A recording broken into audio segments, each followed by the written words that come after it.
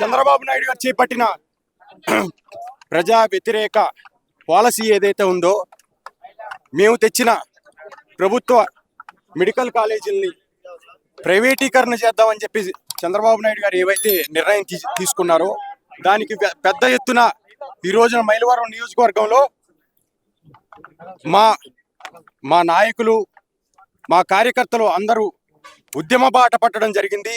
జగన్మోహన్ రెడ్డి గారి పిలుపు మేరకు, పార్టీ పిలుపు మేరకు ఈ రోజున జోగి రమేష్ గారిని అరెస్ట్ చేసినా సరే, ఈ నియోజకవర్గంలో పెద్ద దిక్కుని జైల్లో పెట్టినా సరే, మా నాయకులు కార్యకర్తలు ఉవ్వెత్తున ఎగసి మాతో జగన్మోహన్ రెడ్డి గారు ఇచ్చిన పిలుపుకి అడుగులో అడుగేస్తూ ఈరోజు ప్రభుత్వ మెడికల్ కళాశాలని ఏవైతే ప్రైవేటీకరణకి వ్యతిరేకంగా గళం విప్పడం జరిగింది.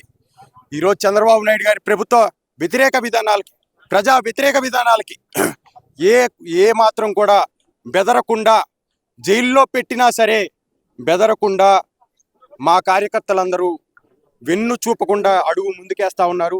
చంద్రబాబు నాయుడు గారు ఇప్పటికైనా మీరు కళ్ళు తెరిచి మీ విధానాన్ని వెనక్కి తీసుకోండి. జైల్లో పెట్టినంత మాత్రాన మేము ఎక్కడ భయపడం. చట్ట ప్రకారంగా మీరు ఎన్ని కుయుక్తులు పనినా మేము చట్ట ప్రకారంగా మేము కోర్టుల్లో విజయం సాధిస్తాం. జోగి రమేష్ గారు, మా బాబాయ్ గారు కడిగిన ముత్యంలో బయటకు వస్తారు. మీ ప్రభుత్వ వ్యతిరేక విధానాల్ని మరొకసారి మార్చుకోమని చెప్పేసి మీ మీడియా సాక్షిగా ఆయనకి హెచ్చరిక జారీ చేస్తూ ఉన్నాం. ప్రభుత్వ మెడికల్ కళాశాలలు 17 మెడికల్ కళాశాలలు స్వతంత్రం వచ్చాక 12 ఉంటే, మా ప్రభుత్వం వచ్చాక 17 మెడికల్ కళాశాలకి శ్రీకారం చుట్టారు మా నాయకుడు జగన్మోహన్ రెడ్డి గారు. అందులో 5 మెడికల్ కళాశాలలు భవనాలు ప్రారంభించి తరగతులు కూడా ప్రారంభించడం జరిగింది. పక్క రాష్ట్రంలో ఏమో తెలంగాణలో భవనాలు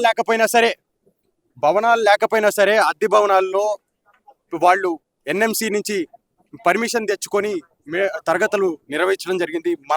మన రాష్ట్రంలో మాత్రం ప్రభుత్వం చంద్రబాబు నాయుడు అనుయాయులకి ఈ మెడికల్ కళాశాలను కట్టబెట్టడం జరిగింది. కేవలం జేబులు నింపుకోవడానికి మాత్రమే అని చెప్పేసి ఈ మీడియా ముఖంగా తెలియజేసుకుంటూ, మరొక్కసారి చంద్రబాబు నాయుడు గారు, లోకేష్ గారు, మీరు మీ విధానాన్ని